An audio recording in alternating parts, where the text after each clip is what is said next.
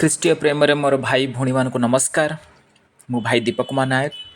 ଆଉ ଆଜି এই ଭିଡ଼ିଓ ଦ୍ୱାରା ଆମ୍ଭେ ପରମେଶ୍ୱର ଗୋଟେ ସତ୍ୟ ବିଷୟ ଜାଣିବା, ଯେଉଁଟାକି କ୍ୟାଥଲିକ୍ସ ମାନେ ବହୁତ ବର୍ଷ ଧରି এই ସିଦ୍ଧାନ୍ତରେ ଅଛନ୍ତି। ହେଇପାରେ ସେମାନେ କେବେ ଖୋଜିବାକୁ ଚାହାନ୍ତି ନାହିଁ କି ସତ୍ୟ କେବେ ଜାଣିବାକୁ ଚାହାନ୍ତି ନାହିଁ, କିନ୍ତୁ ସତ୍ୟ ଆପଣ ଖୋଜିବାକୁ ପଡ଼ିବ ଯଦି ଆପଣଙ୍କୁ ପରିତ୍ରାଣ ପାଇବାର ଅଛି। ସତ୍ୟ ଆପଣ ଜାଣିବାକୁ ପଡ଼ିବ ଯଦି ଆପଣ ସ୍ୱର୍ଗକୁ ଯିବାର ଅଛି।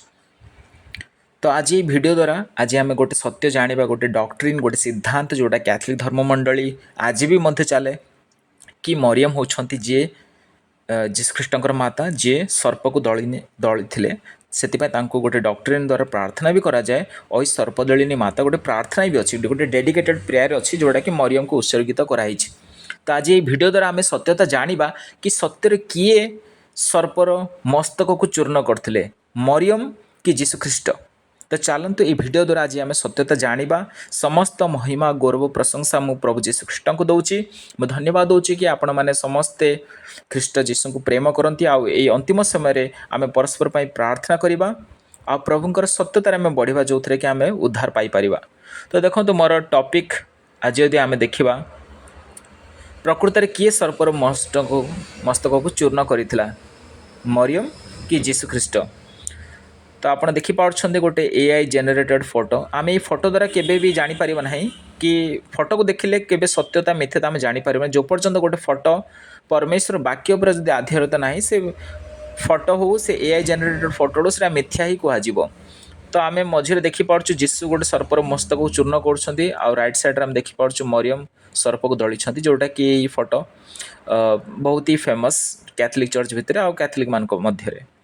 ତ ଚାଲନ୍ତୁ ଆଜି ଆମେ ସେଇ ବାକ୍ୟକୁ ପଢ଼ିବା, ଯେଉଁ ବାକ୍ୟ ଦ୍ୱାରା ଆଜି ଆମେ ସତ୍ୟତା ଜାଣିବା। ତ ଦେଖନ୍ତୁ ଏଇ ବାକ୍ୟ ହେଉଛି ଆଦି ପୁସ୍ତକ 3 ଅଧ୍ୟାୟର 15 ବାକ୍ୟ। ଆଉ ଆମ୍ଭେ ତୁମ୍ଭର ଓ ନାରୀର ମଧ୍ୟରେ, ପୁଣି ତୁମ ବଂଶ ଓ ତାଙ୍କ ବଂଶ ମଧ୍ୟରେ ବୈରଭାବ ଜନ୍ମାଇବା। ସେ ତୁମ୍ଭର ମସ୍ତକକୁ ଆଘାତ କରିବେ ଓ ତୁମ୍ଭେ ତାହାଙ୍କ ଗୋଇଠିକି ଆଘାତ କରିବ। ତ ଏଇଠି ଆମେ ଦେଖିପାରୁଛୁ ଏଇଟା ଗୋଟେ ଭବିଷ୍ୟବାଣୀ, ଯେତେବେଳେ ଜିହୋବା ପରମେଶ୍ୱର ସର୍ପକୁ ଦଣ୍ଡ ଦେଉଛନ୍ତି, କାରଣ ସେ ହବାକୁ ଧୋକା ଦେଇ ସେ ଫଳ ଖୋଇବାରେ ତାକୁ ପ୍ରେରିତ କରିଥିଲା, ଅନୁପ୍ରାଣିତ କରିଥିଲା। ତ ଆମେ ଦେଖିପାରୁଛୁ କି ପରମେଶ୍ୱର ସେ ସର୍ପକୁ ଦଣ୍ଡ ଦେଉଛନ୍ତି। ଆଉ ଏଇଠି ସେ ଦନ୍ତେଶ, ଆମ ଓଡ଼ିଆ ଟ୍ରାନ୍ସଲେସନ୍ ଅନୁବାଦରେ ଦନ୍ତେଶ ଲେଖା ହେଇଛି। ଦନ୍ତେଶ ଦ୍ୱାରା ଆମେ ଜାଣିପାରିବା ନା ଏଇଟା ପୁଲିଙ୍ଗକୁ ବୁଝାଉଛି କି ସ୍ତ୍ରୀଲିଙ୍ଗକୁ ବୁଝାଉଛି। ତ ଚାଲନ୍ତୁ ଦେଖିବା, ଇଂଲିଶରେ ଆମେ ପଢ଼ିବା କ'ଣ ଲେଖା ହେଇଛି। Genesis 3:15 and I will put enmity between you and the woman and between your offspring and hers. He will crush your head and you will strike his heel. ଆମେ ସମସ୍ତେ ଜାଣିଛୁ ହି ଗୋଟେ ପୁରୁଷକୁ ବୁଝାଏ, ସି ସ୍ତ୍ରୀଲିଙ୍ଗକୁ ବୁଝାଏ। ତ ଆମେ ଏଇଠୁ ଇଂଲିଶ ବାଇବେଲରୁ ଆମେ ଦେଖୁଛୁ ହି ବୋଲି ଲେଖା ହେଉଛି, କିନ୍ତୁ ଓଡ଼ିଆରେ ସେରେ ଆମେ ଜାଣିପାରିବା ନାହିଁ ଏଇଟା ପୁଲିଙ୍ଗକୁ ବୁଝାଉଛି କି ସ୍ତ୍ରୀଲିଙ୍ଗକୁ ବୁଝାଉଛି। ସେଥିପାଇଁ ଆମେ ଏବ୍ରି ଭାଷାକୁ ଯିବା, କାରଣ ଓଲ୍ଡ ଟେଷ୍ଟାମେଣ୍ଟ ପୁରାତନ ନିୟମ ଏବ୍ରି ଭାଷାରେ ଲେଖା ହେଇଥିଲା, ଯେଉଁଟା ତା'ର ମୂଳ ଭାଷା କୁହାଯିବ, ଯେଉଁଟା ପାଣ୍ଡୁଲିପି କୁହାଯିବ, ଯେଉଁଟାକି ଏବ୍ରି ଭାଷାରେ ଲେଖା ହେଇଥିଲା। ତ ଚାଲନ୍ତୁ ଏବ୍ରି ଭାଷାରେ କ'ଣ ଲେଖା ହେଇଛି ଆମେ ଦେଖିବା ପ୍ରଥମେ।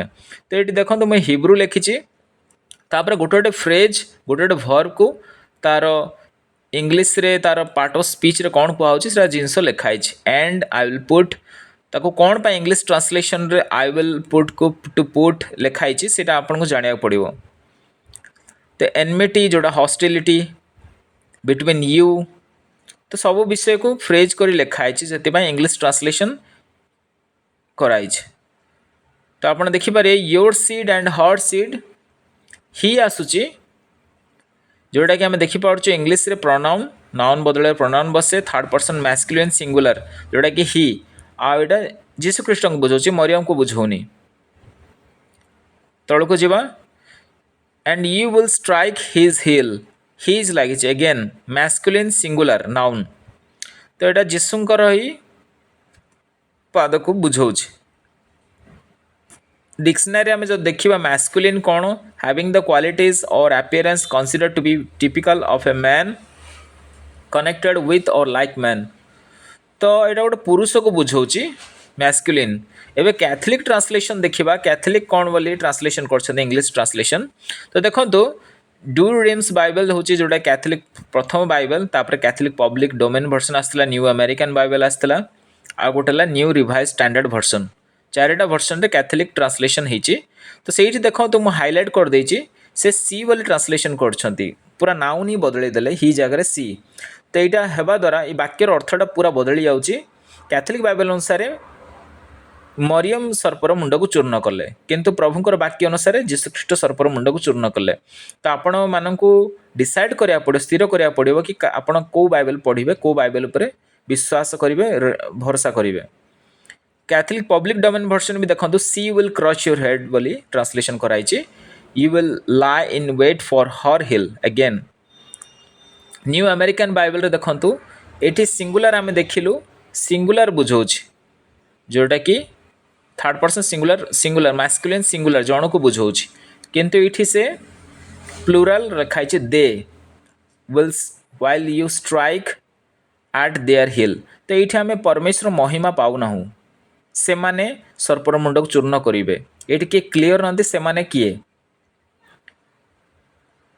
न्यू रिवाइज स्टैंडर्ड वर्सन जोटा कि कैथोलिक बाइबल प्रचलित है पूरा विश्वजाक समस्ते मानिगले गोटे फोटो द्वारा कि मरियम सर्प को मुंड चूर्ण करिसंती किंतु शेष में जो ट्रांसलेशन कले न्यू रिवाइज स्टैंडर्ड वर्सन से माने ही बोली ट्रांसलेशन कले कारण मिथ्या केवल लुचिक रही पारिबो नाही आ सत्यता आसीबा जरूरी he will strike your head and you will strike his heel तो फोर्थ ट्रांसलेशन रे से माने संपूर्ण भाव ठीक कले किंतु कैथोलिक मानकर हृदय मनरे एबे भी से माने कहिबे कि मरियम सर्प को दली थिले और मरियम ही सर्प दलिनी माता बोली कहिबे सेटा तांकर प्रार्थना और सेटा तांकर शिक्षा एबे कैथोलिक या पर चर्च पर एक्सप्लेनेशन कोन ए शिक्षा पर तो देखो ये पोप आईएक्स जोटा कि 1850 मसीह थिले से गोटे डगमा गोटे डॉक्ट्रिन काढ़ी इमाकुलेट कन्सेप्शन जोटा पाप शून्य गर्भ समिता मारिया बोली कहा जाए बिना पापर से जन्म होते बोली आ से कौन कहते या